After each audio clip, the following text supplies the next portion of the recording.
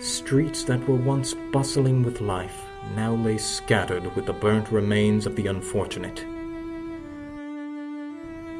Buildings that stood against time itself, reduced to nothing but iron frames and rubble. Countrysides that were once green and ripe, now turned to scorched landscapes of fire and death. The agonizing cries of those who were miraculously still alive, as they wandered aimlessly and desperately, trying to figure out what happened, echoed through the smoke.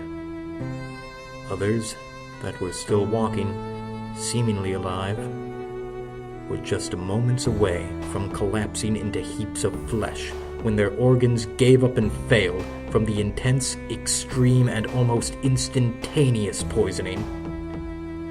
Charred children, left clinging to smoldering shadows of their friends, littered the schoolhouses. The skies boiled with billowing plumes of smoke that rippled across the expanse. A desolate scene of darkness that would forever be etched into the history of time. The tidal wave of self-destruction would reverberate through the universe and give warning to any and all of the chaos that roamed here.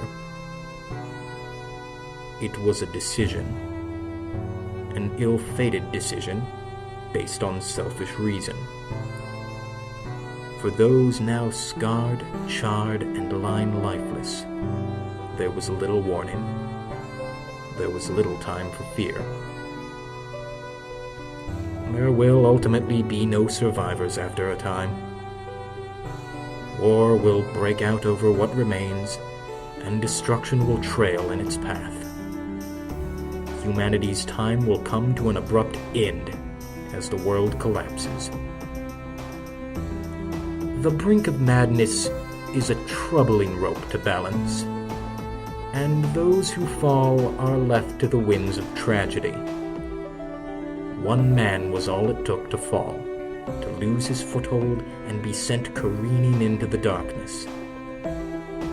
As his country crumbled around him and relevant events unfolded, his anger at losing control would be his undoing. He would begin to see that fear is the best tool for control, and his impatience to attain it would allow him to decide the world's fate. He smiled now, amongst the death, the tragedy, and the chaos he caused. Looking through the wrath-colored glasses, he watched his country burn. If he couldn't control it, nobody would. With one last look out at the darkening sky, the president shut the football and pulled out his revolver.